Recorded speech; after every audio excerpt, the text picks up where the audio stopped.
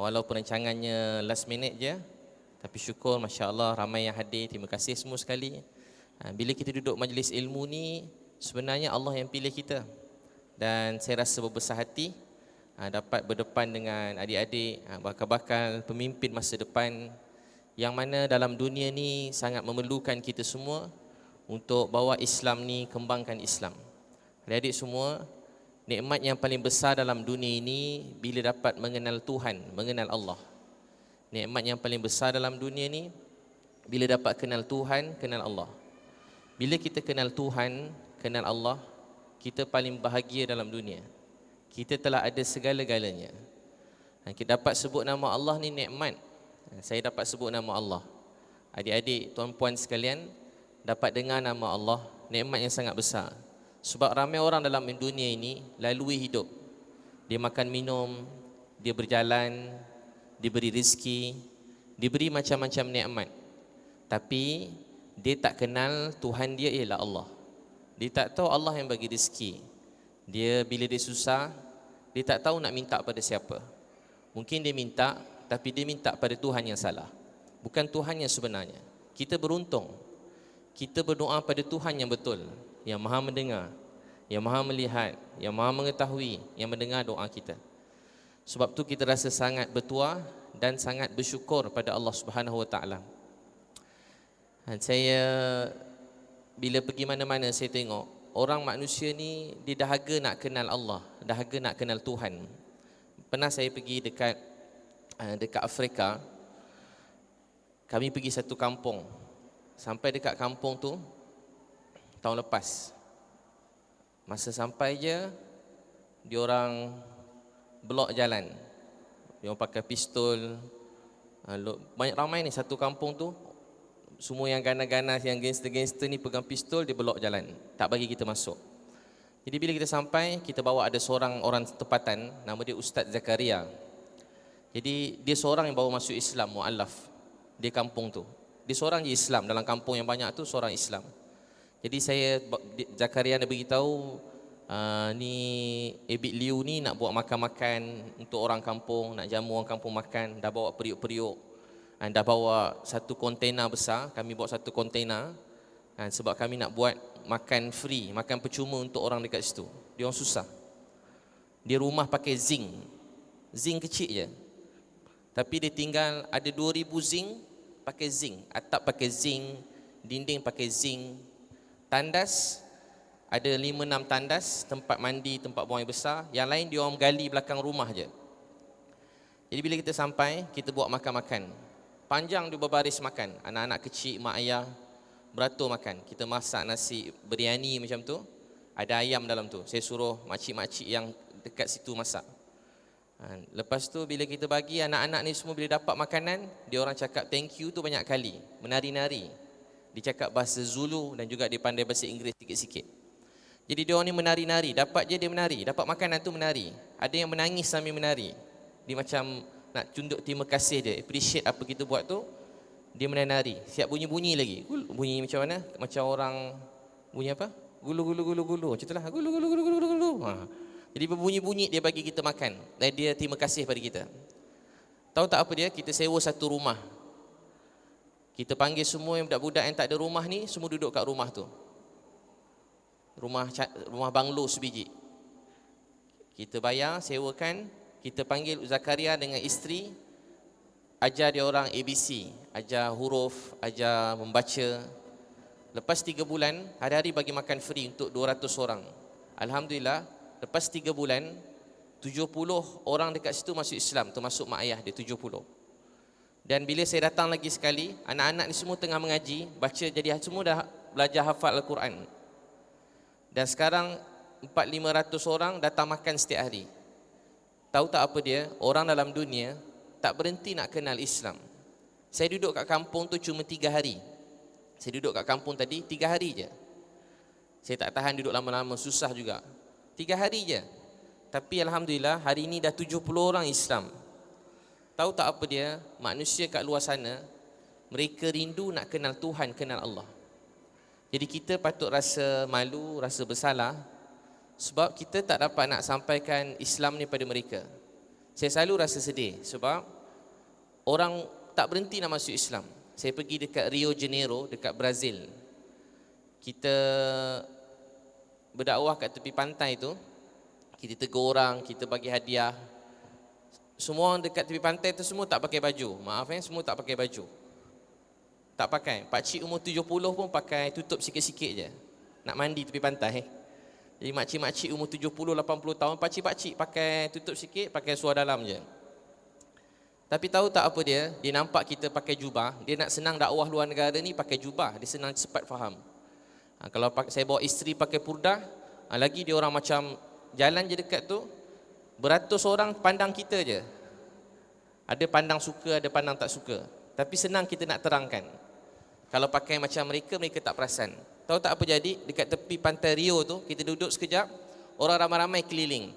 Macam cerita, kita baca sejarah, orang bawa Islam daripada Arab ke, daripada India ke, daripada mana dulu-dulu, daripada orang Fatani pergi belajar, pergi sebarkan Islam, kan mendarat tepi pantai, orang datang keliling, kita solat, sembahyang.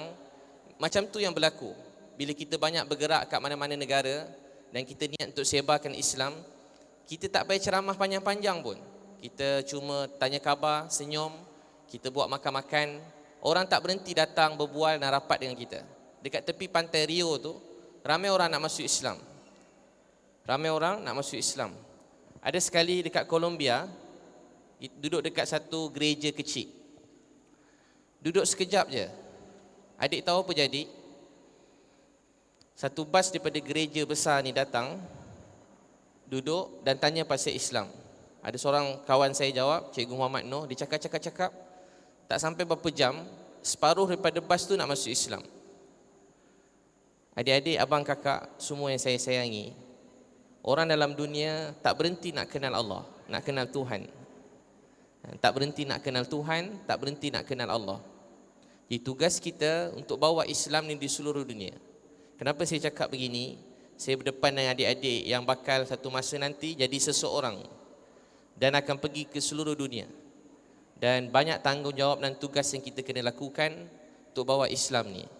Kerana itu kita kena yakin pada Allah bahawa dia bersama dengan kita. Dan kita tak boleh mengalah dalam hidup kita sebab kita dihantar atas dunia ni untuk bawa Islam, untuk bawa perintah-perintah Allah dalam hidup ni. Beritahu pada manusia ni betapa Allah sayangkan dia.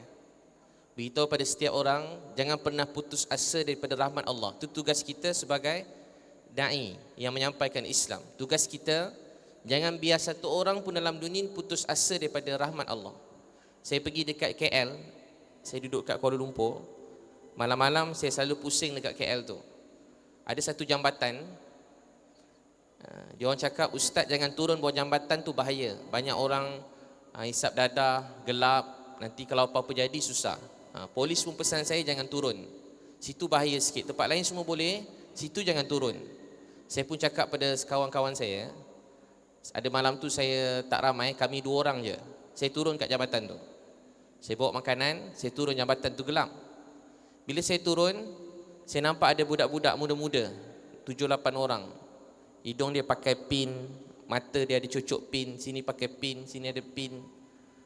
Tiba ada seorang budak perempuan 14 tahun pegang baby. Ada bayi kecil, baby kecil umur 2 bulan. Saya jumpa dia, saya kata, adik, ni anak siapa? Anak saya Ustaz, saya baru bersalin, baru melahirkan anak ni. Awak bersalin dekat hospital mana? Saya bersalin bawah jambatan ni. Orang KL, bukan orang luar negara, kata orang KL. Saya bersalin bawah jambatan. Kenapa? Mak ayah saya tak pedulikan saya, dia orang pun benci saya jahat, saya berzina. Saya memang hidup saya ni jahat Ustaz. Saya tak semayang, saya berzina. Tuhan mesti benci saya kan? Saya cakap dekat dia, taklah adik, Allah tu sayang pada awak. Allah tu sayang kat awak. Betul ke dia sayang saya? Saya berzina, saya jahat, dapat anak luar nikah. Allah tu sayang saya. Adik, Allah tu sayang kat awak. Kalau dia tak sayang dekat awak, takkan dia temukan kita di waktu malam ni. Saya percaya setiap pertemuan dan setiap perpisahan tu Tujuan dia cuma satu, untuk kita semakin dekat pada Allah. Macam kita bertemu sekarang, tujuannya satu saja, supaya saya sendiri makin dekat dengan Allah. Saya pun tak tahu bila mati saya, mungkin malam ni, mungkin esok pagi. Dan mungkin juga adik pun tak tahu sampai bila umur kita. Jadi saya beritahu pada dia tadi, adik, Allah sayang awak. Allah sayang awak.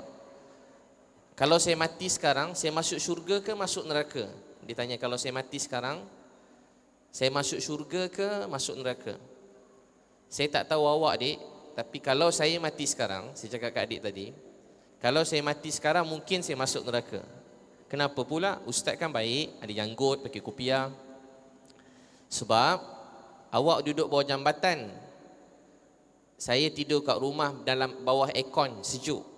Anak-anak saya umur macam awak, sekarang tengah tidur dekat rumah, 12 malam tengah tidur dekat rumah. Nasib awak tak macam nasib anak saya. Awak baik, Allah sayang awak. Dia pun kata, macam saya boleh jadi baik tak? Boleh, dik, Allah sayang awak. Tiba-tiba adik tadi menangis. Nak tahu tak apa dia? Kalau awak nak ceramah kat depan kelab malam, bawah jambatan, saya selalu ceramah dekat kelab malam kat KL. Tunggu je kat depan tu.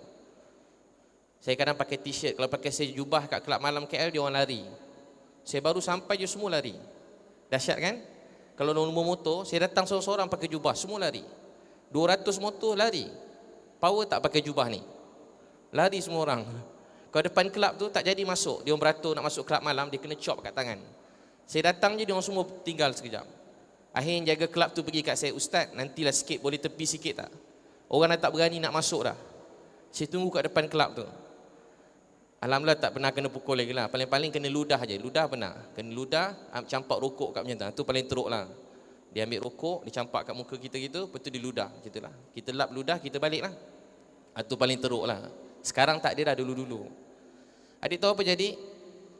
Orang macam ni kita kata Allah sayang, tak payah ceramah panjang-panjang. Satu, memang saya pun tak pandai ceramah panjang-panjang.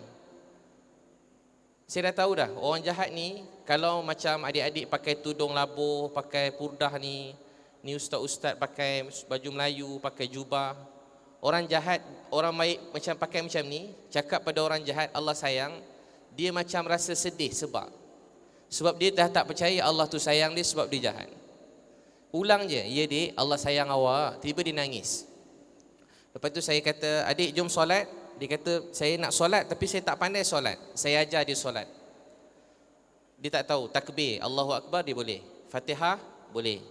Tahiyat tak boleh. Salam kanan boleh. Itu je bacaan yang wajib. Lepas tu kami solat dekat bilik, 7-8 orang kawan-kawan dia termasuk lelaki, saya sewa 2 bilik hotel malam tu. Bila Allahu Akbar, dia orang makmum kat belakang. Baru semayang, masa solat, Bismillahirrahmanirrahim. Alhamdulillahirrabbilalamin. Ar-Rahmanirrahim. Bila sampai Ar-Rahmanirrahim, Ar-Rahmanirrahim, saya dengar bunyi budak-budak tu menangis kat belakang saya. Saya pun pusing, habis solat, Assalamualaikum warahmatullahi, Assalamualaikum warahmatullahi. Saya pusing belakang, adik-adik tu menangis. Ada lelaki beberapa orang peluk saya. Ustaz, esok subuh kan, boleh tak jadi imam kita orang lagi, imam kami lagi? Kami dah lama tak solat, kami rindu nak solat. Tahu tak apa dia? Setakat saya berdakwah ni, saya tak jumpa lagi orang jahat. Setakat berdakwah ni, selalu jumpa orang, semua baik. Semua nak dekat dengan Allah. Sebab tu saya selalu rasa bersalah. Sebab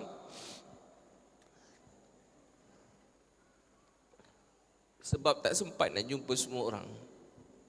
Semua baik-baik. Kat Indonesia, budak-budak ni orang kata ni kumpulan jahat. Dia bertatu jahat. Terkenal jahat dekat situ. Saya pergi jumpa adik-adik ni kat Jakarta. Kalau adik pernah nampak tatu-tatu ramai-ramai, perempuan-perempuan, lelaki, semua bertatu. Muka, mata pun bertatu. Lepas tu Islam, kita ambil dia orang, dia tak ada rumah, duduk bawah jambatan. Saya sewakan satu rumah 4 tingkat. Saya bawa program dalam tu. Adik tahu apa jadi? Baru ni adik-adik ni hantar gambar. Dia orang sendiri pergi belajar agama. Dia orang pergi keluar tablik. 40 hari tu dia orang keluar sendiri. Saya tak suruh pun, dia orang keluar sendiri. Dia hantar gambar. Rumah tu sampai dia orang tak ada kerja, saya bagi dia kerja, setiap malam kerja dia masak. Lepas isyak pergi cari semua mak-mak yang tidur tepi jalan kat Jakarta yang pegang anak-anak kecil, yang perempuan-perempuan, bawa tidur dekat situ. Ada 4 tingkat. Atas sekali saya bagi dia orang tinggal. Adik tahu tak apa dia? Sekarang budak-budak tu semua baik-baik. Solat, dia pula buat majlis ilmu dekat orang tepi jalan. Sebab tu saya macam jadi sedih. Sebab pergi mana-mana nampak je jahat. Tapi semua rindu nak dekat dengan Allah, nak solat, nak jadi baik. Sebab tu adik-adik, abang kakak sekalian, faham ke saya ceramah ni? Faham Buat-buat faham je lah Jadi syukur pada Allah sebab dia memberi kita banyak nikmat. Sebab tu saya nak beritahu adik-adik depan saya, abang kakak depan saya, ialah manusia yang paling bertuah dalam dunia. Syukur pada Allah sebab dia beri kita Islam. Syukur ke Allah. Malam-malam tanda tangan, nangis, ya Allah, terima kasih beri saya Islam. Ya Allah, terima kasih bagi mak ayah saya Islam. Ya Allah, terima kasih beri adik-beradik saya Islam. Ya Allah, terima kasih bagi anak-anak saya Islam. Ya Allah, terima kasih bagi Islam pada saya. Ya Allah, terima kasih kerana beri kami dapat kenal Engkau. Kalau kami tak kenal Engkau, kami tak tahu apa jadi hidup kami sekarang. Banyak terima kasih pada Allah. Ya Allah, terima kasih bagi kami Islam. Kami bersyukur dapat Islam. Terima kasih pada Allah. Selalu terima kasih. Sebab dengan Islam ni kita akan bahagia, akan selamat. Saya masa saya kecil-kecil dulu, masa saya budak-budak, umur saya 12 tahun, keluarga saya dah Islam masa tu sebahagiannya. Tapi tak amal Islam. Adik-beradik saya 12 orang, 6 Islam, 6 tak Islam sekarang. Satu hari masa saya umur 12 tahun, bapak saya garang. Garang tu, garang faham kan? Dia kalau pegang kayu pukul 7, 6 petang depan rumah, suruh masuk rumah. Anak-anak mesti dalam rumah dah. Dia tak cakap pakai mulut, dia cakap pakai kayu. Siapa ayah dia garang, macam itulah. Bukan anak-anak masuk rumah, jiran-jiran sekali masuk rumah. Takut, garang. Satu hari masa saya dekat sekolah, bapak setiap tahun tu kat rumah ada macam, ada arak, dia kan macam bisnes ladang, biasa arak-arak semua ni. Satu hari, keluarga semua tak pernah solat, tak tahu solat. Tak bagus cerita, tapi saya cerita je lah Masa tu tak amal apa-apa, kosong. Satu hari masa mak saya pun pakai skirt je, cantik mak saya. Yelah tengok anak handsome macam mana kan, ada rasa macam nak muntah dah. Faham lah tu kalau ketahu sikit-sikit. Lepas tu saya tengah saya pergi sekolah masa darjah 6. Ada seorang cikgu matematik bagi ceramah. Tinggal satu solat, 80 tahun dalam neraka. Tinggal satu solat, 80 tahun dalam neraka. Saya dengar tu, saya menangis. Saya mula fikir tentang mak ayah saya. Saya tak nak mak ayah saya masuk neraka. Saya doa, ya Allah, saya tak nak mak ayah saya masuk neraka. Saya sayang mak ayah saya. Ya Allah, beri hidayah ke mak ayah saya. Hari-hari saya doa. Lepas tu saya semangat berdakwah. Saya selalu ikut tablik masa kecil dulu. Cikgu saya bawa. Balik nangis. Saya tingkatan 1, dakwah budak-budak kelas saya. Masa tingkatan 1, 7 orang masa umur 13 tahun. Saya dakwah kawan kelas saya, 7 orang masuk Islam. Masa cikgu ada mesyuarat je, saya pergi kelas-kelas. Satu kelas, 15 minit. Saya ceramah, pergi semua kelas. 13 tahun, 14 tahun, 15 tahun, 16 tahun, 17 tahun. Ada cikgu Cina tengah mengajar, bukan Islam. Di tengah mengajar, tiba-tiba saya menangis. Cikgu tu baik dengan saya. Di tengah mengajar, saya tunduk, saya menangis. Cikgu tu tanya kenapa saya menangis, saya diam. Habis kelas, saya peluk cikgu tu. Saya peluk dia, cikgu, saya sayang cikgu. Cikgu baik, tapi saya nak cakap kat cikgu, Tuhan tu cuma satu, nama Tuhan kita Allah. Cikgu tu kata, baik, dia kata. Saya kata, saya peluk dia kuat-kuat. Cikgu nak balik, ada kelas lain. Saya cakap, saya takkan lepaskan cikgu selagi cikgu tak mengucap. Cikgu tu kata, Abid, lepas saya. Saya peluk dia kuat-kuat. Saya peluk kaki dia. Saya menangis, cikgu mengucap lah. Dulu kecil-kecil, semangat sangat. Cikgu mengucap, cikgu umur 14 tahun. Cikgu mengucap, cikgu.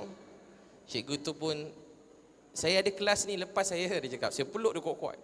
Last cikgu tu mengucap juga walaupun dia terpaksa. Lepas tu dia lari, tak jumpa-jumpa saya dah. Dulu kecil-kecil semangat dik. Semua jumpa mesti dakwah. Dalam bas ke, dalam tengah pegang tu, sambil berdiri pantang. Nampak yang Islam ke bukan Islam. Memang saya ceramah je semua sekali. Saya ceramah ni pada umur 13 tahun. Ceramah je kerja dik. Lepas tu, satu hari, tapi saya risau mak ayah saya. Dengan mak ayah saya tak berani sebab bapak saya garang. Saya masuk balik rumah, saya baca buku taklim, baca hadis Nabi. Saya baca dengan adik. Tengah baca dengan adik saya yang bongsu yang kecil, mak saya datang. Mak saya masa tak seksi-seksi sikit, dia duduk. Habis dia baca taklim, dia kata, "Ibit, boleh tolong ajar mak semayang?"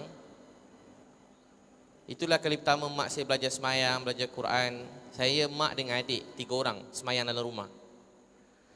Lepas 6 bulan, setiap kali lepas isyak, saya balik pada surau, masjid, saya kunci pintu, saya baca hadis dengan adik, dengan mak. Tiba-tiba bapak saya masuk bilik. Terlupa kunci pintu. Bapak saya masuk, saya tengok bapak saya kata mati. So bapak saya garang. Habis saya mati hari ni. Meninggal. Buka je pintu, bapak saya duduk sebelah. Dia duduk, saya pun terus tutup. Buku hadis tu saya tutup. Saya dah tak berani baca dah. Tiba-tiba bapak saya menangis. Mak saya bawa adik saya pergi dapur. Pergi tempat masak. Rupanya mak saya dah tahu dah bapak saya nak cakap dengan saya. Saya umur 13 tahun. Saya kata, "Ibit, boleh tolong ayah? Boleh tak ajar ayah sembahyang?" Saya menangis tak berhenti. Itulah hari yang paling bahagia dalam hidup saya. Boleh tak ajar ayah kenal Allah? Saya hari-hari mimpikan keadaan tu. Saya bayangkan keadaan tu. Satu hari bapak saya mesti sembahyang. Satu hari bapak saya mesti dekat dengan Allah. Tengah saya baca tu, saya bawa dia pergi ambil uduk. Lepas baca tu, ambil uduk. Saya tak tahu nak suruh ayah saya buat apa. Saya imam, bapak saya makmum. So panjang solat tu, ayah saya menangis je. Itu kenangan paling indah dalam hidup saya. Ayah saya menangis je. Umur dia 60 tahun. Rambut dia semua dah beruban masa tu. "Ibit, habis solat, Allah maafkan ayah tak? Ayah jahat. Ayah tak pernah kenal dia. Ayah tak pernah terima kasih pada dia. Dia maafkan ayah tak? Ayah nak tahu tak siapa bawa ayah semayang hari ni? Bukan Ibit, bukan mak, bukan siapa-siapa. Yang bawa ayah hari ni Allah Subhanahu Wa Taala. Ayah, Allah tengah tengok ayah sekarang. Dia yang beri hidayah pada ayah. Dia yang buat ayah solat hari ni. Itulah hari yang paling bahagia, gembira. Bapak saya mula solat, mula dekat dengan Allah. Jadi abang-abang, kakak, adik-adik semua selalu doa supaya mak ayah kita masuk syurga. Biar mereka jaga solat, jangan tinggalkan solat sampai bila-bila. Sebab solat ni hadiah daripada Allah, bukan beban. Mana je pergi dalam dunia ni, solat ni menyelesaikan masalah dunia dan akhirat. Betul, kat mana-mana pun. Perkara yang paling mustahil pun di sisi Allah, Allah buka jalan. Masa saya nak masuk Palestin hari tu, dekat Mesir, adik tahu berapa lama? Berapa lama kami nak masuk? Sebulan lebih. Semua nak masuk, tak dapat masuk masa tu Palestin, Gaza tu. Hari-hari dalam jemaah saya tu, kawan-kawan saya ustaz semua kata kita hari kena kena baca Yasin waktu pagi, hari kena sembahyang tahajud, semua bangun. Hari-hari kena bangun begini, kena baca ni, sedekah. Siap kawan-kawan ni semua, siapa lagi belum sedekah? Siapa belum sedekah kat mak dia, terus transfer duit kat mak. Apa lagi amalan nak buat? Oh, kita kena transfer pada alim ulama, ada guru-guru yang pernah mengajar kita kat mana-mana, kat Malaysia mana, transfer daripada kami duduk Mesir tu transfer. Apa lagi amalan nak buat? Sebab tak ada siapa boleh bagi kita masuk sampai kat Gaza tu melainkan Allah SWT. Sekali dik dapat pergi 21 checkpoint, 11 kereta kebal, 21 checkpoint, 21 jam, tak berhenti. Kena tahan, kena patah balik, kena tahan 21 jam. Tapi lepas tu 11 kereta kebal, gili-gili iring, sampai dekat Gaza tu 21 jam. Semua pegang tasbih tak berhenti. Tak ada seorang berani lepas tasbih. Semua tak berhenti. Ada yang bawa tasbih 1000 tu dek. Dah macam apa, dah lilit dekat kepala. Semua dah macam tak betul dah pakai tasbih. Tasbih 1000, yang 1000 tu dah begini-gini dah. Sebab tak tahu nak buat apa dah. Allah je boleh tolong. Jadi abang kakak tuan puan sekalian, tok tu syukur pada Allah. Tok tu niat belajar dan sebarkan Islam di seluruh dunia. Boleh insya-Allah? Siapa niat nak sebarkan Islam di seluruh dunia angkat tangan. Niat bawa pergi Amerika, Rusia, Brazil, seluruh dunia, Switzerland, mana? Semua pergi kan. Sebarkan Islam di seluruh dunia. Sebab orang dahaga nak kenal Islam. Afrika je banyak adik. Tak payah ceramah panjang-panjang pun. Adik bawa makan-makan, duduk sana, layan dia orang. Lepas tu buat ceramah-ceramah umum sikit. Siapa datang-datang, 5-6 orang je bawa pokok ceramah. Tapi 5-5 masuk Islam. Buatkan rumah untuk dia. Kita tolong memang nak tolong dan kita tak paksa dia masuk Islam. Cuma kita beritahu tentang Islam. Paksa tak ada. Ingat kita ajak tolong sebab nak ajak, tak. Kita tolong sebab kita tolong. Masuk Islam tu perkara yang lain, perkara yang kedua. Jadi kerana itu kita syukur pada Allah. Boleh faham ceramah lagi bang? Larat lagi? Jadi kerana itu kita syukur pada Allah sebab dia baik pada kita. Dan nak bahagia dalam hidup ni, tahu tak apa dia? Apa kunci dia nak bahagia dalam hidup ni? Saya nampak perkara yang paling besar dan untuk bahagia dalam hidup ni, bahagiakan mak ayah. Bahagiakan siapa? Mak ayah. Saya rasa ujian saya paling berat sekarang ni. Tak berhenti ujian. Bagi saya lah, ujian paling berat. Tak berhenti macam fitnah demi fitnah datang. Bukan daripada orang lain, daripada orang, daripada menteri, daripada ni, polis, daripada ni. Dahsyat dik. Memang macam nak cerita kat orang pun tak mampu. Tak tercakap kat orang. Lagi cakap nanti lagi jadi masalah. Tak cakap. Berat dik, ujian tu berat. Tahu tak ujian berat ni datang sejak bila? Setahun yang lepas. Lepas ayah saya meninggal dunia. Saya rasa lepas ayah meninggal je, macam tak ada, ujian tu datang macam tak berhenti-berhenti dah. Rupanya mak ayah ada ni kadang-kadang banyak benda yang patut datang dalam hidup, tak datang. Musibah-musibah. Doa mak ayah ni banyak menghalang musibah-musibah datang dalam hidup kita. Tapi satu sudut pula bagus juga, kita ditimpa ujian, fitnah bila mak ayah kita dah meninggal dunia. Saya selalu doa, ya Allah, jangan biarkan saya sakit hati mak saya walau sikit pun. Ya alhamdulillah, kesusahan orang cakap bukan-bukan ni masa mak ayah dah meninggal. Jadi orang tak dengar, saya pun tak adalah stres teruk. Kita paling takut bila orang cakap buruk tentang kita, kita takut siapa dengar. Orang lain tak apa, tak kenal kita, siapa yang kita takut dengar? Mak ayah kita. Kan adik-adik kan masa sekolah kalau tiba-tiba apa-apa jadi, cakap apa? Cikgu, rotan lah saya. Tapi jangan beritahu mak ayah saya. Bila mak ayah dah tak ada, meninggal ni, satu sudut saya gembira, saya tak sedihkan hati mak ayah saya. Sebab tak payah nak terangkan, tak perlu nak terangkan pada mak ayah. Jadi adik-adik, abang kakak sekalian, bahagiakan mak ayah. Saya dulu susah. Saya dengar lagu tadi kan, umat Islam harus cemerlang tadi kan. Orang Islam ni kena berjaya dik. Kena sasa ke depan.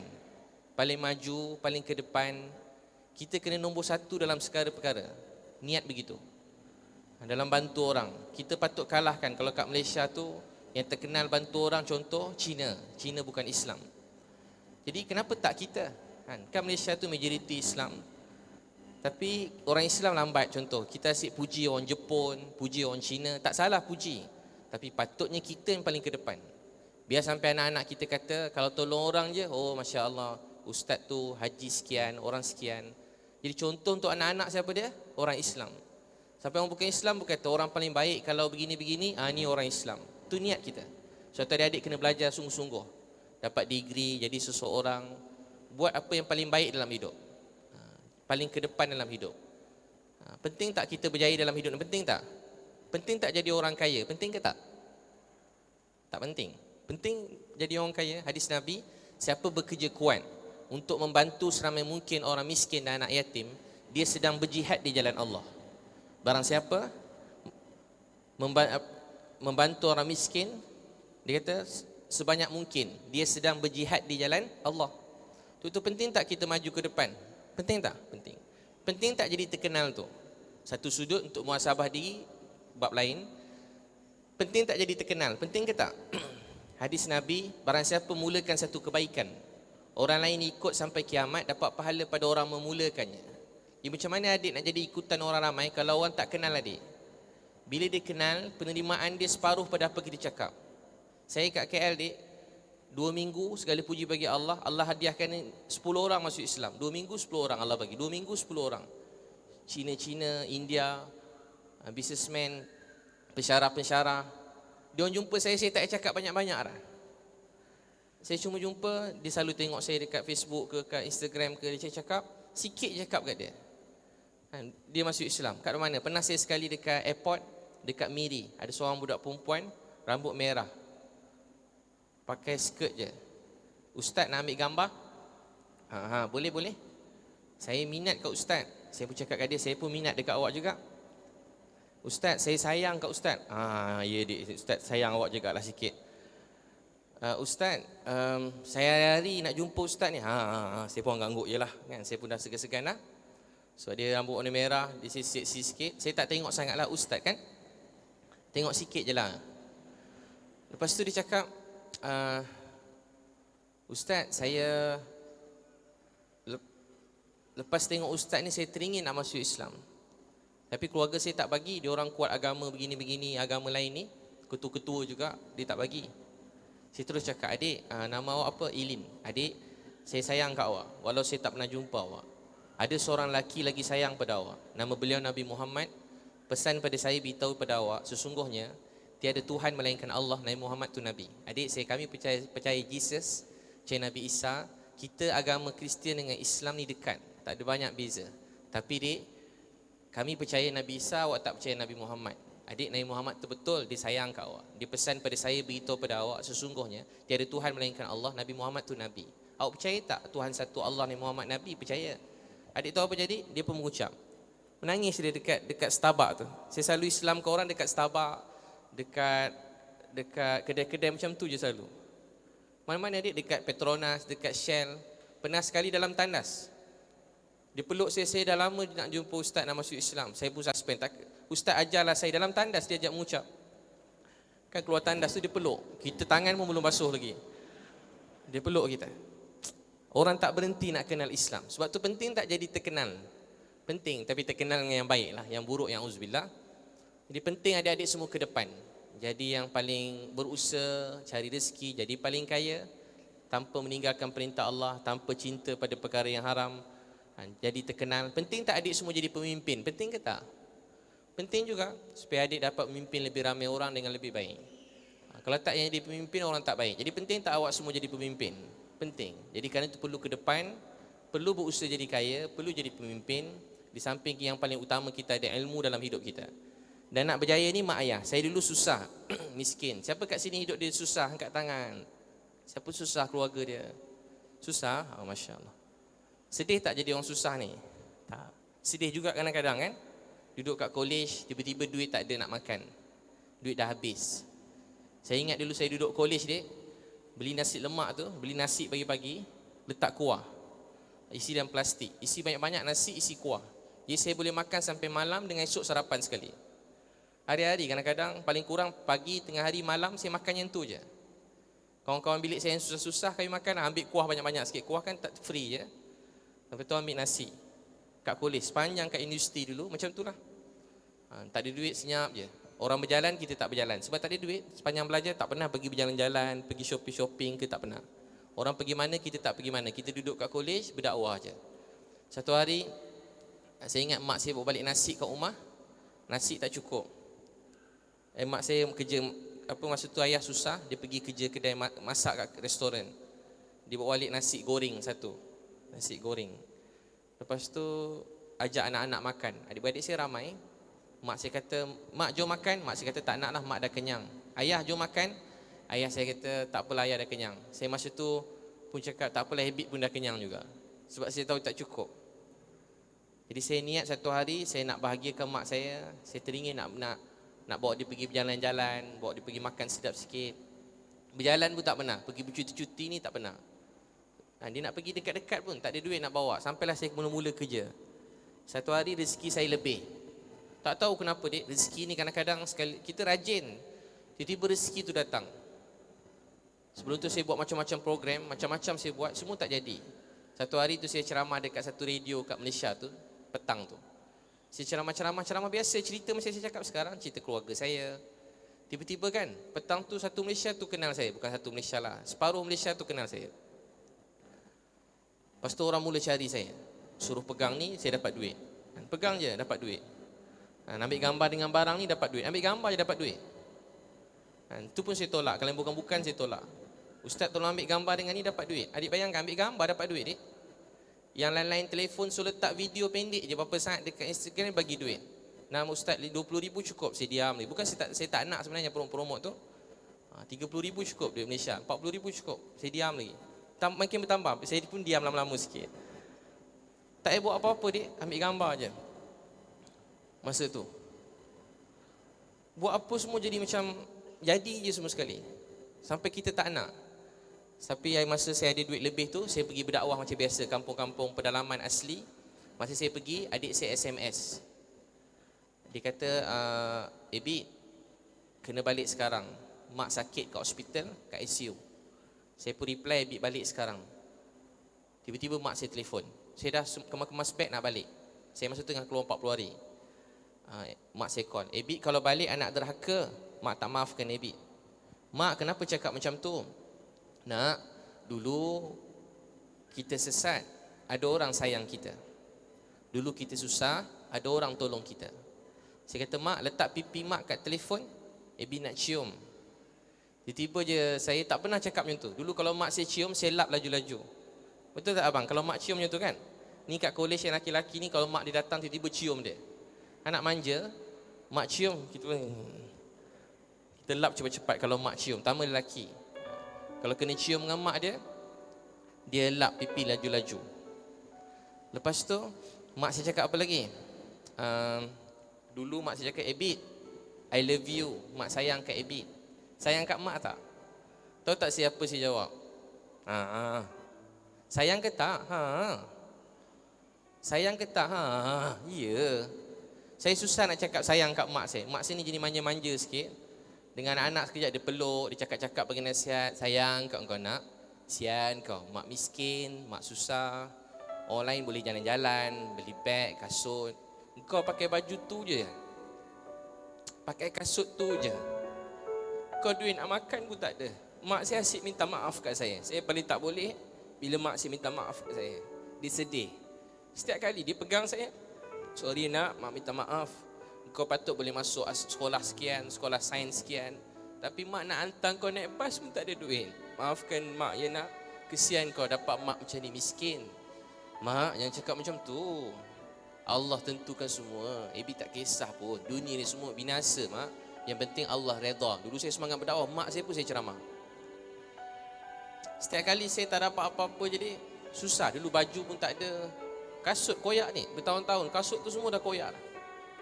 Tapi sebab masa tu keluar dakwah, jadi tak boleh cerita ke orang, susah kena diam. Jadi saya tak pernah cerita dengan orang. Cikgu kata, ayah kerja apa?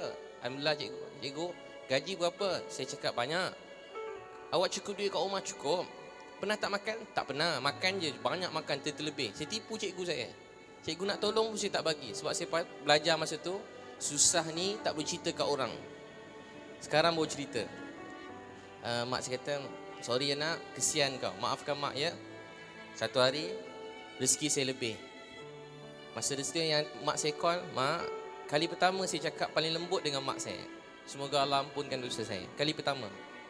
Mak letak pipi mak kat telefon, Ebi nak cium.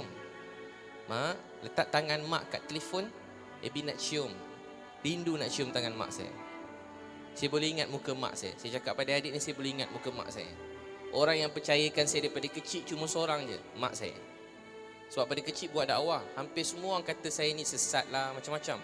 Tapi tahu tak siapa yang sokong saya? Cuma mak saya. Mak saya pernah panggil saya, Ebi, mak pun dah tak faham dah. Orang jahat kata kau jahat. Orang baik-baik kat masjid pun kata kau jahat juga. Kata kau ni sesat. Saya nangis. Tak apalah nak, mak bukan marah kau. Kau yang ajar mak semayang.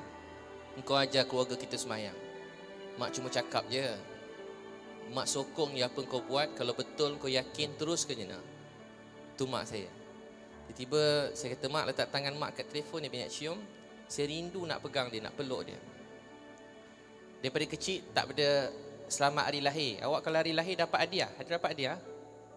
Hadiah atau buat majlis ke, mak cakap kalau kat Malaysia tu happy birthday, selamat hari lahir nak. Saya tak pernah ada majlis tu, tak pernah. Tapi mak saya setiap kali hari lahir, saya akan telefon dia. Setiap kali hari lahir saya bulan Disember, cuti sekolah, saya mesti berdakwah mana-mana. Saya ingat masa saya kat Bangladesh, umur 19 tahun. Saya call mak. Hello mak, Ebit ni. Dia wajibkan saya telefon dia. Ebit, selamat hari lahir ya nak. Sorry, tak ada kek, tak ada hadiah, tak ada apa-apa. Mak sayang kat engkau. Tak apalah Ebit, tak kisah hari lahir ni semua dunia je mak, tak penting pun. Dulu macam tu lah, Allah tak tanya pun. Sekarang kan bila hari lahir, saya selalu nangis seorang-seorang. Sebab saya terindu nak dengar mak cakap, Ebit, selamat hari lahir. Mak sayang kat Ebit. Sorry ya nak, tak ada kek, tak ada hadiah apa-apa. Mak doakan kau berjaya. Rupanya suara mak ni paling merdu dalam dunia. Rindu dia nak dengar suara mak. Saya rindu dengan suara mak saya. Bila susah-susah ni, sekarang saya ada zaman-zaman ujian. Mungkin ada yang tahu, ada yang tak tahu kan. Fitnah semua, adik tahu apa dia? Kalau mak saya ada, dia mesti peluk saya. Tak apalah nak, apa dunia nak cakap kat engkau. Tapi mesti mak cakap, mak sayang kat engkau. Mak percaya kat engkau. Tapi saya tak dapat dengar suara tu. Lepas tu saya teruskan ceramah saya kat kampung asli tu, pedalaman. Tiba ada orang letak kertas atas meja. Ustaz kena pergi hospital sekarang. Mak ustaz dah kritikal. Sampai ke hospital, jauh. Sampai saya paling akhir sampai. Adik-beradik lain semua dah ada keliling mak saya baca Yasin, baca Quran. Saya tengok muka mak saya penuh wayar-wayar. Mulut ni wayar, tebuk sana, tebuk sini, satu badan. Saya kesian kat mak saya. Teruknya kena macam, bukan muka mak saya, teruk. Saya pun pergi sebelah mak saya pegang tangan dia. Saya kata, ya Allah. Jadi kalau saya tengok penuh darah dekat situ. Doktor kata berpuluh pin darah tu masuk kan, ustaz tak boleh buat apa dah. Darah tu macam dah tak ni dah. Dia mengalir je ustaz, kita dah banyak cuba masukkan darah dalam badan mak ustaz, dah tak boleh buat apa dah. Saya pergi sebelah mak saya. Saya kata, ya Allah, bangunkan mak saya sayang dia. Saya minta, ya Allah, saya daripada kecil berdakwah ni, kawan-kawan main game, saya tak main. Kawan-kawan pergi buat itu ini, saya tak buat. Ya Allah, saya minta, saya tak kisah semua tu. Saya cuma nak mak saya, bangunkanlah mak saya. Lepas saya doa, saya percaya mesti Allah bangunkan mak saya. Saya rasa begitu dalam hati. Lepas saya doa, mak saya meninggal. Saya terus jatuh kat bawah. Rasa macam tak boleh nak bangun. Sebab mak saya lah semangat dalam hidup saya. Untuk saya berjaya, untuk saya nak capai sesuatu dalam hidup. Saya pun cium-cium mak saya. Masa tu nak cari van jenazah, nak bawa pergi mandi, nak bawa balik kampung. Tak ada van yang bawa jenazah tu kan, tak ada. Lepas tu saya ada banyak bawa van jenazah juga sekarang. Sebab saya teringat dulu, saya sampai berhenti kat traffic light, saya menangis. Berhenti tepi jalan, saya nangis. Saya kata, ya Allah, kenapa susah sangat cek van jenazah ni? Apalah dosa saya ni? Tiba-tiba tercakap salah sikit dalam hati, apalah dosa mak saya? Ya Allah, mudahkanlah urusan ni. Tiba-tiba saya mandikan mak. Masa saya mandikan mak, ni mungkin perasaan saya ke, tapi Allah hadiahkan saya masa tengah menangis-nangis ni, mandikan mak saya. Adik-adik kan, abang-abang, kalau mak ayah kita meninggal, mandikan jenazah dia. Kalau boleh jangan terlepas. Tahu sebab apa? Dia jadi obat dalam hati kita. Dia jadi obat untuk hati kita yang terlalu pedih tu. Mandikan mak tu dia macam, tak tahu, pedih tu hilang. Sedih tu ada, pedih rasa macam tak tahu dia hilang. Bila saya mandi mak tu, kita macam, saya mandikan mak saya, adik-beradik. Saya ambil uduk. Masa ambil uduk, saya nampak muka mak saya senyum, dah tak macam dekat hospital. Perasaan saya ke, saya tak tahulah. Allah, yang penting Allah hadiah kat saya supaya saya lebih tenang. Adik-beradik saya kata, Ebit, mak senyum, mak senyum. Ebit, mak senyum. Saya pada tadi saya menangis, tapi saya tengah senyum kat muka mak saya. Saya tengah ambil uduk, sapu muka dia. Saya tengah senyum kat mak saya. Adik-beradik saya kata, Ebit, mak senyum, mak senyum. Saya pandang mak saya. Saya senyum, sambil menaik, air mata ada lagi tapi saya senyum. Saya mula terfikir dalam fikiran saya, mak saya bukan ustazah, mak saya bukan pakar mengaji Quran, dia bukan pendakwah hebat kat mana-mana. Tapi macam kenapa macam mati bagi saya lah. Saya rasa macam mati mak saya tu mudah dan indah, hadiah. Tiba-tiba terlintas dalam hati saya. Oh, baru saya teringat, sebenarnya pendakwah tu bukan saya. Pendakwah sebenarnya mak saya. Dia yang berkorban daripada saya umur 12 tahun. Dia sanggup biar saya pergi jauh-jauh, entah mana-mana tak balik-balik. Saya anak saya nak pergi kursus apa-apa 3 hari je yang kecil tu, saya tak nak sign. Saya takut cikgu dia nak bawa pergi satu pedalaman, nak tolong orang. Saya tak nak sign. Saya suruh isi saya sign borang. Isi saya kata, abang lah sign, saya pun tak nak sign. Rasa susah nak sign. Saya terfikir macam manalah mak saya dulu boleh lepaskan saya masa kecil-kecil. Tak balik-balik, pergi sana, pergi sini, ikut orang tua-tua. Saya pergi ikut orang tutur berdakwah, saya tukar masak je. Masak-masak, saya tolong khidmat-khidmat, angkat-angkat barang dia orang tu lah. Lepas tu saya ceramah-ceramah, kumpulkan budak-budak muda. Lepas tu, saya pun mandi kamar. Lepas tu saya bawa balik kampung. Sampai kat kampung, kebumikan. Lepas kebumikan, ni saya ambil balik bilik, saya ambil baju mak saya. Sampai sekarang kalau saya pergi mana-mana ada baju mak saya dalam beg saya. Kadang-kadang dia rasa pedih, tahu bila ada ujian ke susah. Kita kalau susah baru ingat mak. Saya ambil baju tu, saya letak kat muka saya. Saya rindu masa tu nak bau mak saya. Saya tak pernah rindu orang macam tu sekali. Rindu nak bau mak saya. Dia macam tak tahu macam mana nak rindu nak bau dia, rindu nak cakap-cakap dengan dia, tapi dia dah tak ada. Tak ada nak cakap-cakap dengan kita. Saya pun ambil baju dia. Mana saya letak kat muka saya. Kadang-kadang duduk malam-malam mula-mula setahun ni. Setiap malam kadang-kadang bila pergi berdakwah, saya bangun saya terlupa mak saya tak ada. Saya cari sekejap. Oh, mak dah tak ada. Sandar sekejap kat dinding tiang masjid ke, sandar sekejap. Saya doa, ya Allah,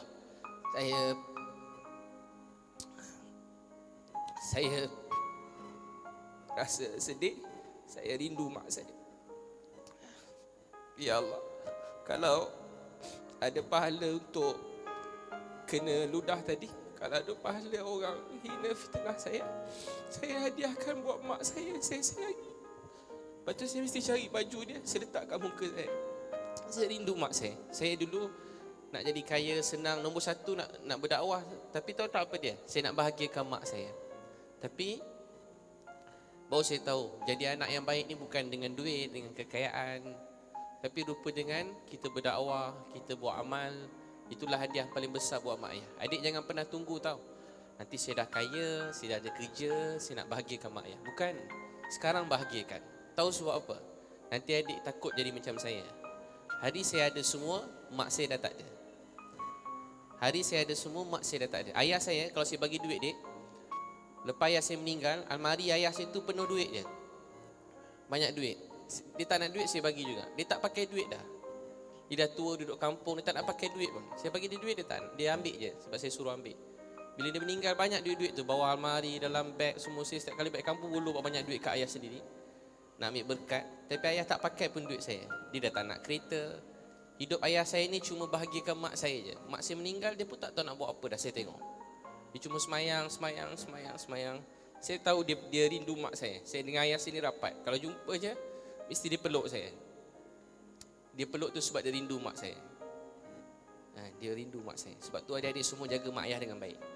Buat mereka tersenyum, bahagiakan mereka. Begitu juga guru-guru. Saya anggap semua cikgu-cikgu saya sekarang macam mak ayah saya. Semua guru-guru yang pernah mengajar saya, ustaz-ustaz mengajar saya. Nanti tiba dia dapat duit lebih je, cepat je transfer, walau sikit. Kita teringin nak bayang dia dekat rumah, dia tersenyum. Mungkin dia terperlukan duit, dia susah. Nak cikgu-cikgu kita bagi hadiah, pesyarah-pesyarah kita. Jadi semua jaga mak ayah dengan baik. Boleh insya-Allah semua sekalian jaga mak ayah, bahagiakan mereka sentiasa, gembirakan mereka, supaya Allah terima dan Allah sayang kita semua. Berterima kasih. Hadis Nabi, bukanlah hamba aku yang bersyukur yang tidak berterima kasih sesama manusia. Adik kena terima kasih pada mak ayah, terima kasih pada guru-guru. Hargai baik orang walau sedikit. Ingat, contoh kalau saya ceramah, saya cakap apa-apa saya teringat. Oh, perkataan ni cikgu ni cakap. Saya boleh ingat sampai sekarang. Kalau saya jumpa dia, saya cakap, cikgu, saya tahu pasal ni daripada cikgu. Saya ceramah pasal ni cikgu yang ajar. Saya tahu daripada siapa saya ambil apa saya ceramah tu. Saya tak lupa.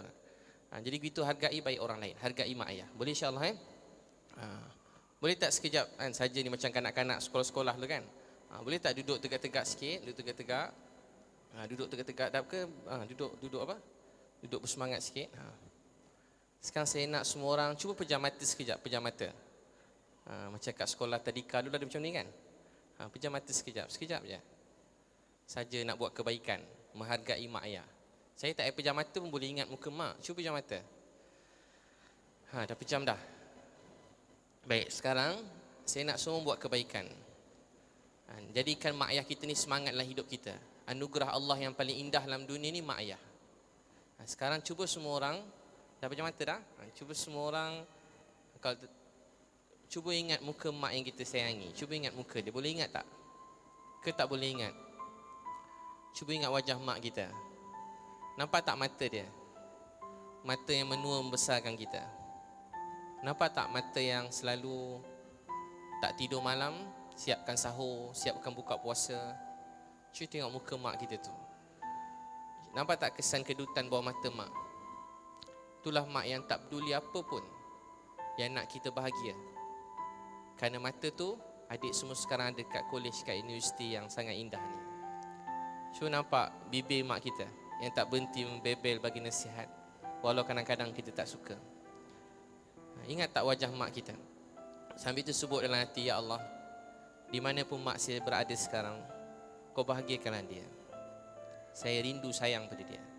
Beri saya berjaya dalam hidup saya, supaya saya dapat bahagiakan mak yang saya sayangi, supaya saya dapat sebarkan Islam di seluruh dunia. Sekarang saya nak terus pejam mata. Saya nak adik-adik semua cuba ingat masa waktu mak kita mengandungkan kita. Nampak tak ada wanita mengandung perut besar berjalan? Senang ke dia? Susah. Kita bawa beg pun kadang-kadang tak larat. Tahu tak dia perut kita, dalam perut mak kita 9 bulan dia kandungkan kita. 9 bulan. Wanita mengandung ni susah dia, 9 bulan.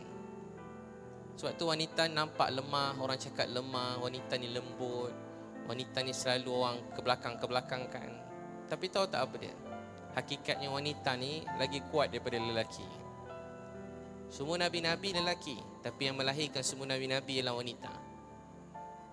Cuba tengok mak kita, masa dia mengandungkan kita, nak duduk susah, nak pergi tandas susah. Tapi tahu tak, bila dia tak larat berjalan, dia penat, apa dia buat? Nampak tak mak kita buat apa? Dia duduk, dia baring, dia pegang perut dia. Tahu tak apa dia buat? 9 bulan tu dia cuma cakap ni je, ya Allah, selamatkan anak saya, beri dia sihat, beri dia jadi anak soleh, anak solehah, biar anak saya jadi seseorang dalam hidup. Dahsyat kan? Dia sakit tapi dia tak maki hamun kita, dia doa kita dalam perut. Sekarang saya nak adik-adik semua, abang-abang, kakak, nampak waktu mak kita nak bersalin dengan kita? Nampak tak mak kita terbaring waktu nak bersalin dengan kita? Dia menjerit sakit. Mak kita minta maaf pada suami dia, pada ayah kita. Dia minta maaf pada mak ayah dia. Mak kita minta maaf pada semua orang. Sakit nak bersalin. Saya tengok isteri saya masa anak pertama normal, lepas tu Caesar operation pun sakit juga dia. Perut tu dia belah-belah, bukan satu lapisan, banyak lapisan. Kepit dengan gunting, dengan pisau. Dan doktor tu siap kira gunting pisau tu, setiap lapisan dijahit lagi, masa nak buka, masa nak tutup. Cuba nampak baby yang keluar tu, ketika dia sakit, darah mengalir. Itulah sakit yang paling teruk dalam dunia. Allah suruh kita ingat Al-Quran, ketika ibu kamu mengandungkan kamu 9 bulan 10 hari dalam Quran, supaya kita kenang maksud ayat Quran ni. Ada baby comel keluar, awaklah baby tu. Adik tahu apa jadi? Gila kan? Perut dia baru keluarkan baby, urat-urat dia semua putus. Apa mak kita buat? Dia ambil baby tadi, dia cium baby tadi. Dia cium kita. Adik, mak kita cium dahi kita. Tahu tak dia tengok apa? Dia tengok jari-jari cukup ke tak? Dia lupa dia punya badan sakit, berdarah-darah. Apa dia buat? Dia cium tangan kita. Adik tahu dia cium kat mana? Dia cium kat badan awak. Tahu tak kat mana lagi dia cium? Kaki awak tu dia cium. Mak ni sampai kaki pun dia cium. Dia geram tengok kaki awak, kaki yang kecil tu dia cium. Semoga Allah maafkan saya. Semoga Allah ampunkan dosa kita semua. Kaki kita ni dulu, mak kita pernah cium kaki kita. Mak kita pernah cium kaki kita, dia besarkan kita. Hari-hari pergi sekolah, hari-hari bagi nasihat. Sekolah baik-baik, rajin-rajin nak. Pergi sekolah, tengok jalan, lintas jalan baik-baik. Belajar rajin-rajin dengan cakap cikgu. Jangan bergaduh dengan orang. Biar orang buat kita, jangan kita buat orang. Rajin-rajin hari-hari jaga solat, jangan tinggal, tutup aurat, jangan jadi anak yang baik. Adik cuba tengok mak kita, dia sayang kat kita. Kita membesar dengan baik. Masa kecil kita sayang dia. Ingat tak masa kecil-kecil dulu, kita kat sekolah kadang-kadang kita lukis muka mak kita, kita lukis muka ayah kita. Adik-adik kita cuba tengok, dia orang kadang buat surat-surat bagi kat mak. Kalau awak ingat, awak dulu pun macam tu juga. Kadang buat surat-surat bagi kat mak, kadang buat love je. Mak, I love you. Anak-anak saya rajin bagi surat. Rupanya berjam-jam dia buat. Ni kalau saya pergi luar negara, balik dia orang duduk rumah ada je. Sekarang ada WhatsApp, anak-anak saya tak berhenti, semua-semua nak WhatsApp saya. Saya kena balas seorang-seorang. Anak-anak kecil utamanya siap balik lukisan, dia tulis-tulis apa-apa tulisan.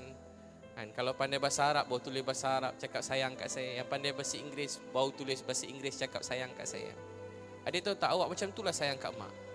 Masa awak kecil, awak kalau tengok orang tinggi suara kat mak, awak marah. Awak rasa dia anak derhaka. Awak benci tengok kakak, abang awak atau sesiapa lawan mak ayah awak. Tapi suatu hari dia awak sempurna, langsung tak ada apa kurang. Awak anak yang baik. Sebab tu awak ada kat sini sekarang. Tapi awak mula membesar. Dan tapi tak tahu kat mana salah. Suatu hari tiba-tiba awak mula lawan mak awak sendiri. Awak mula tak sayang dia. Ada sebahagian awak dah tak lama tak telefon mak, kurang WhatsApp dia, tak tanya khabar dia. Ada sebahagian awak mungkin benci pula mak kadang-kadang. Adik-adik semua, semenjak awak sampai sini, kadang awak janji nak belajar rajin-rajin, tiba-tiba awak dah jadi malas. Awak sampai universiti dulu, awak berdoa nak masuk universiti.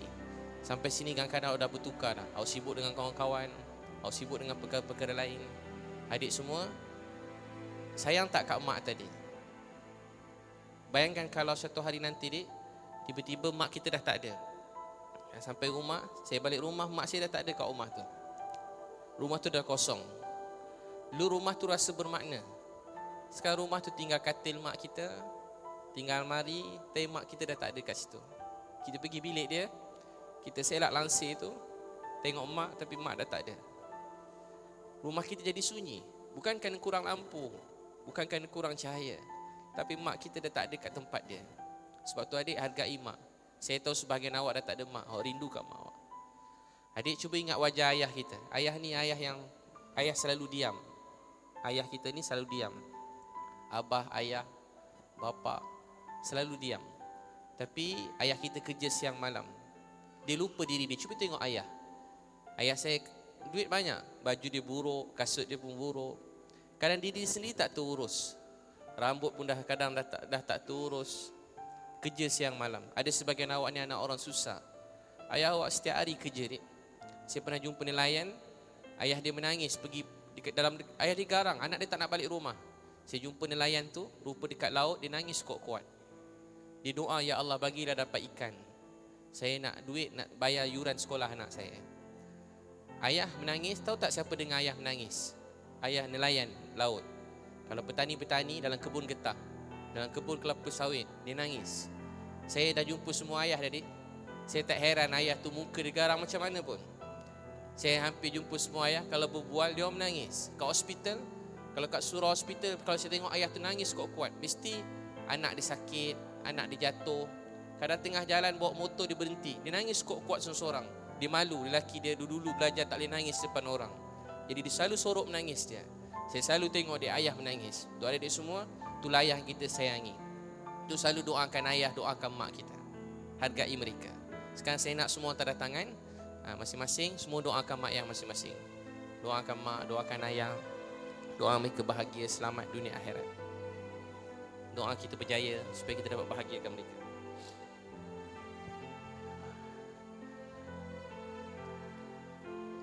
Doakan mak ayah kita. Di mana pun mereka berada sekarang, doa mak ayah kita bahagia, selamat dunia akhirat. Saya dah tak ada mak adik, saya tak ada ayah. Saya rindu mereka, betul-betul rindu. Saya dah lama tak ceramah-ceramah ni. Kerja misi-misi bantu orang, dah lama tak ceramah. Selalu masa ceramah ni lah saya cerita pasal mak saya, ayah saya. Doakan mak ayah selalu. Tanda tangan doakan dia. Ya Allah, saya sayang mak ayah saya. Di mana pun dia berada sekarang, bahagiakan dia. Saya rindu senyuman dia. Saya rindu mata dia. Saya rindu wajah dia. Saya rindu nak pegang tangan mak saya. Saya rindu nak urut kaki dia. Kaki yang menua membesarkan saya. Saya rindu pada mak saya. Saya rindu pada ayah saya. Saya dua-dua dah tak ada dia. Doakan untuk mak ayah. Doakan dia. Jangan pernah berhenti dalam berjuang ni. Jangan kerana orang, kerana kata-kata orang, kerana apa pun ujian datang dalam dunia, jangan berhenti. Sebab yang besarkan kita bukan orang, yang besarkan kita mak ayah kita. Dan dia tak nak tengok kita putus asa.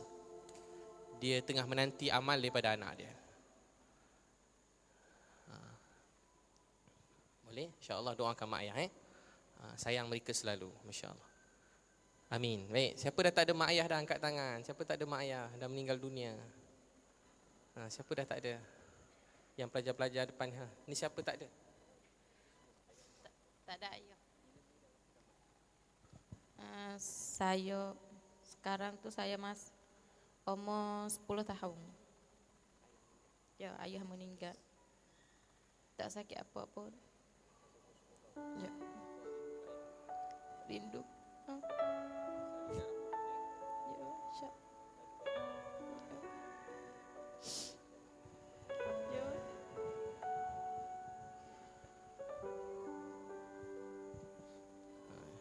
Jadi cuba sebut ya Allah. Ya Allah. Di mana pun ayah saya sekarang, Ya Allah, ayah sekarang bahagiakanlah ayah saya. bagilah Saya rindu sayang pada dia. saya rindu. Jadikan saya anak soleha Jadikannya anak soleh yang baik. yang baik. Saya nak berjaya dalam hidup. Saya nak berjaya dalam hidup. Saya hadiahkan Saya hadiahkan buat ayah saya. ya, Saya nak bahagiakan mak saya. saya nak. Masya Allah. Jadi adik-adik, ada sebahagian tak ada ayah, tak ada mak. Tahu tak siapa yang tak ada ayah, tak ada mak ni? Nabi sebut dia dengan aku, anak-anak yatim ni, seperti dua jari ni. Anak-anak yatim ni dengan Nabi dekat. Sebab tu siapa yang tak ada mak ayah, angkat tangan. Siapa angkat tangan semua sekali? Siapa tak ada mak atau ayah dan meninggal dunia? Pelajar-pelajar ni, Masya Allah. Jadi adik, kena jadi kuat. Yang hilang mak ayah ni kena jadi kuat. Tahu tak siapa yang tak ada mak ayah? Yang lahir-lahir ayah tak ada. 6 tahun mak meninggal dunia. Siapa dia? Nabi Muhammad SAW. Susah Nabi ni dik. Lahir-lahir ayah tak ada. 6 tahun mak meninggal. Mak meninggal dekat mana? Dekat Abuak. Susah Nabi. Sedangkan dalam dunia tak ada manusia lebih baik pada beliau. Tak ada wajah lebih indah pada wajah beliau. Tak ada pertuturan lebih baik daripada pertuturan beliau. Tak ada akhlak lebih mulia pada akhlak beliau. Seluruh dunia ni Allah tak ciptakan, melainkan Allah ciptakan beliau. Siapa beliau? Nabi Muhammad sallallahu alaihi wasallam. Kekasih Allah, Habibullah nombor 1. Sebaik-baik manusia. Manusia yang paling patut kita rindu dan teringin nak jumpa. Paling baik. Betul-betul baik dia. Betul-betul baik. Tak ada orang sebaik beliau. Hari ni sampai bila-bila tak ada manusia sebaik beliau. Betul-betul baik. Bukan saya cakap baik, Allah cakap baik. Manusia yang paling baik dalam dunia ni, lahir-lahir ayah tak ada, meninggal dunia. 6 tahun mak meninggal dunia. 6 tahun mak meninggal dunia. 8 tahun datuk meninggal. Balik ziarah ayah, mak meninggal ke Abuak. Abuak ni sunyi sepi, tak ada orang. Allah boleh ambil mak Nabi dekat Madinah, dekat Mekah, tapi dia meninggal ke Abuak. Kalau dia pergi Abuak tu sampai sekarang sunyi, tak ada orang. Baru-baru ni ramai orang pergi. Sekarang ni dah tutup, dah ramai pula dah tahu. Pergi ke Abuak, jauh, kena naik bukit sampai ke Abuak, sunyi dia. Sekarang pun sunyi. Adik boleh bayang tak kalau waktu Nabi dulu macam mana sunyi tempat tu? Tak ada apa-apa kat situ. Abuak, sunyi sepi. Nabi, Ummu Aiman, Aminah. Tiba-tiba Aminah jatuh sakit. Aminah kata setiap yang muda akan tua, setiap yang hidup akan mati. Mak merasa inilah hari tak akhir dalam hidup mak. Lebih kurang begitu. Aminah meninggal dunia. Kata Ummu Aiman, lepas mak Nabi meninggal, Nabi turun bawah. Nabi lari balik kat kubur mak Nabi. Nabi kata, mak tinggalkan saya. Saya tak ada siapa-siapa dalam dunia. 8 tahun datuk meninggal. Saya tak terfikir macam mana agaknya hidup Nabi ni, nak buat dakwah seluruh dunia tapi tak ada mak ayah. Kuat Nabi ni. Susah dia hilang mak ayah ni, dia macam sedih. Saya berdakwah ni saya paling berat. Saya sebut tadi, tahun ni paling berat. Mak dah tak ada, ayah dah tak ada. Sebab semangatlah hidup saya ni mak ayah saya. Saya tak peduli orang cakap apa. Apa-apa jadi, yang pertama saya nak orang faham saya mak ayah saya. Saya tak nak dia orang bermasam muka walau sekejap. Saya tak nak dia orang sedih. Nabi daripada kecil mak ayah tak ada. 8 tahun datuk meninggal. Dipulaukan di lembah Abi Talib 2 tahun lebih. Sahabat-sahabat makan daun, bibir-bibir pecah. Sampai ada anak mati dalam pangkuan, susu mak dia kekeringan. Balik-balik lembah Abi Talib tu 2 tahun lebih tak makan. Sampai sahabat kurus kering. Maaf, kalau adik pergi kat Somalia tu, orang kurus kering. Pusat ni dah kat belakang adik. Pusat ni dah bertemu dengan belakang. Tak ada perut dah, kurus kering. Kurus kering. Tapi sahabat macam tu, jadi kurus kering. 2 tahun lebih tak makan. Makan daun-daun, makan, tak ada apa nak makan. Balik-balik Abu Talib meninggal dunia. Khadijah meninggal, Ummul Mukminin. 2 ni meninggal. Yang adik belajar pada sekolah rendah lagi, tahun kesedihan. Nabi sedih. Balik-balik je isteri meninggal. Pakcik yang sayang kat Nabi, yang jaga Nabi, meninggal. Lepas tu orang kampung semua nak bunuh Nabi dah. Orang Mekah nak bunuh Nabi. Sampai pergi ke Taif. dilontar batu dekat 10 km lebih, berdarah pada kepala sampai kaki, dilontar. Kasut Nabi penuh dengan darah sampai Nabi pingsan. Malaikat nak terbalikkan gunung kiri kanan. Manusia macam ni punya baik. Tapi tahu tak apa Nabi doa? Nabi doa hidayah kebaikan untuk manusia lain. Ni manusia yang paling baik. 7 orang anak. 7 anak Nabi. Zainab radhiyallahu anha hari-hari ambil kain, air, cari ayah. Jatuh kat sana, jatuh kat sana. Pergi-pergi Nabi jatuh, susah kat sana. Satu hari Zainab radhiyallahu anha nampak Nabi, dibersihkan Nabi, dia menangis. Ayah, siapa buat macam ni pada ayah? Nabi kata, wahai anakku, jangan sedih. Selepas hari ni kamu tak akan lihat lagi ayah kamu susah. Wahai anakku, jangan lihat apa kamu lihat ini. Dengarlah, satu hari nanti Islam ini akan sampai pada setiap orang, sama ada rumah mereka di bandar atau di kampung. Seperti mana matahari menyinari dunia, Islam akan sampai pada setiap orang dalam dunia ni. Tu Nabi Muhammad SAW. Budak awah susah. Anak Nabi yang sulung Zainab kena tombak radhiyallahu anha. Kena tombak. Tu anak Nabi, orang lembing. Dia mengandung, dia jatuh daripada kenderaan dia, keguguran. Sampai akhir beliau meninggal dunia. Nabi yang kebumikan Zainab radhiyallahu anha. Ruqayyah Ummu Kalsum diceraikan depan ramai orang. Utbah Utaibah tarik baju Nabi sampai koyak. Hina Nabi. Boleh bayang tak kekasih Allah, 7 anak, 6 meninggal masa Nabi hidup. Tinggal seorang je. Last sekali dapat anak Ibrahim dengan Fatimah radhiyallahu anha, dah ada dah. Ibrahim kecil. Nabi sayang kat Ibrahim ni. Bukan kenapa nak kembangkan Islam. Tapi Ibrahim ni bila lahir asyik sakit je.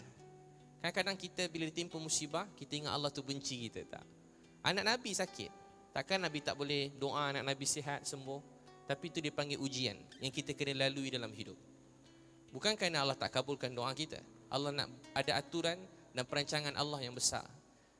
Nabi akhirnya Ibrahim meninggal. Nabi cium Ibrahim.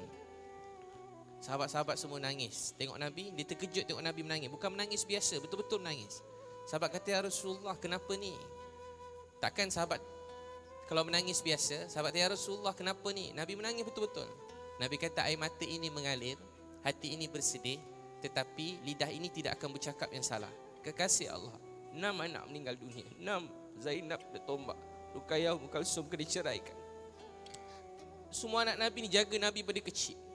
Zainab radhiyallahu anha pada kecil, anak Nabi berjuang untuk Nabi. Fatimah radhiyallahu anha selalu cari Nabi. Oh, tengah kena pukul kat sana, jatuh, anak Nabi tolong Nabi. Kita ni bang, kalau berdakwah, orang hina, ejek, maki hamun, fitnah kita seorang, buat jahat kat kita, kita sedih.